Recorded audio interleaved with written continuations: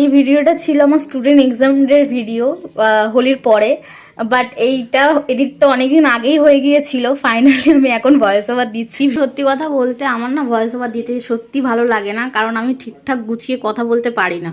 এর আগেও তোমাদেরকে আমি বলেছি, কারণ আমি গুছিয়ে কথা বলতে পারি না বলেই আমি ভয়েস ওভারটা আমার দেওয়াটা ঠিক পছন্দ হয় না। বাট কিছু করার নেই, ভিডিও তো এডিট থাকে, সেটা তো তোমাদের সঙ্গে শেয়ার করতেই হবে, তার জন্য তোমাকে ভয়েস ওভার দিতেই হবে।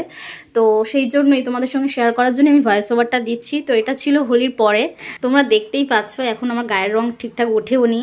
আর হোলি খেলেছি যদি সব রং উঠেই যায় তো দেখতে ভালো লাগে না। তো যাই হোক একটুখানি রং ছিল, তো যাই হোক আমি রেডি হয়ে নিয়েছিলাম, নিয়ে মেকআপ করে। আর মুখে প্রচুর র্যাশ বেরিয়ে গেছিলো, দেখলে বুঝতে পারবে তোমরা। মুখে র্যাশ বেরিয়ে গেছে বলে যে মেকআপ করবো না তা তো হতে পারে না, যেহেতু আমার স্টুডেন্ট এক্সাম ডে বলে কথা। তো যাই হোক আমি রেডি হয়ে বেরিয়েও গিয়েছিলাম, আর স্টুডেন্টদের সঙ্গে মিট করে ওদেরকে নিয়ে স্টুডিওতে চলে আসি। আর ফাইনালি ওরা মেকআপ স্টার্টও করে দেয়। ওরা খুব মনোযোগ দিয়ে ওদের কাজটা